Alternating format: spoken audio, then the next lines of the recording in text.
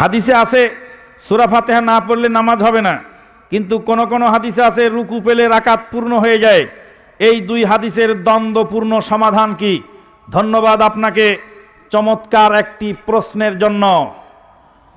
যিনি রুকুতে এসে শামিল হলেন, রুকু পেলে তার রাকাত বলে গণ্য করা হয়, যদিও মাসলাটি ইখতিলাফপূর্ণ, বিরোধপূর্ণ।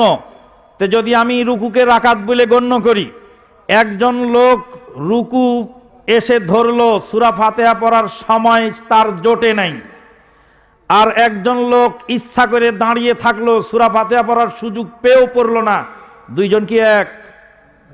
সহিহ মুসলিমে হাদিস আসছে, আল্লাহর নবী বলছেন, মান আদরাকা রাকাতাম মিনাল ফাজরে কাবলা আন তাতলুয়া শামস ফাকাদ আদরাকাল ফজর। কেউ যদি ঘুম থেকে উঠে দেখে সূর্য ওঠে ভাব, এমতো মুহূর্তে যদি সে এক রাকাত পড়তে পড়তে সূর্য উঠে যায়, দ্বিতীয় রাকাত যদি সূর্য ওঠার পরেও যদি সে আদায় করে, তাহলে সে ফজর পেয়ে গেল।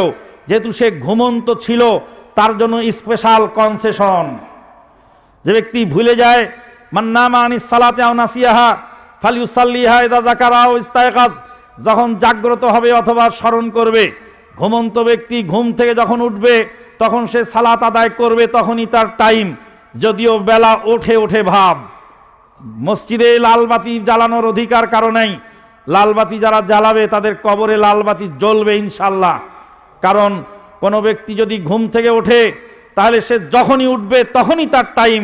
মুসলিম শরীফের হাদিস দ্বারা পাওয়া গেল। আর একটা হাদিস মুসলিমে আসছে, মান আদরাকা রাকাতাম মিনাল আসরে কাবলা আন তাগরুবা শামস ফাকাদ আদরাকাল আসর।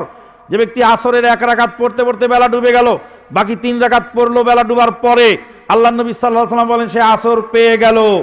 কেননা সে ভুলে গেছিল, তার মনে নাই। হঠাৎ করে বেলা ডুবার পূর্ব মুহূর্তে মনে হয়েছে, যেহেতু রুফিয়াল কালামু আন সালাসাতিন আনিন নাইমি হাত্তা ইয়াস্তায়কিযা ওয়া আনিল মাজনুনি হাত্তা ইয়াফিকা ওয়া আনিস সাবিয়্যি হাত্তা ইয়াবলুগা আও ইয়াহতালিমা। 3 ব্যক্তির কলম আল্লাহ পাক উঠিয়ে নেন। যে ঘুমিয়ে থাকেন তার ঘুমের সময় কলম উঠিয়ে নেন। একজন মুফতি সাহেব বলছিলেন যে আমরা ঘুমন্ত অবস্থায় মাথা ঢাকি, মনের ভুলে হেরাম অবস্থায়, ওই জন্য এহতিয়াতান সতর্কতামূলক একটি দম দেওয়া জরুরি। আমি বললাম তাহলে তো ঘুমের মধ্যে আমরা অনেকেই স্বপ্ন যোগে ব্যাড ড্রিমের মধ্যে অনেক অপকর্ম করি, তাহলে আমাদেরকে তো পাথর মেরে মারা দরকার।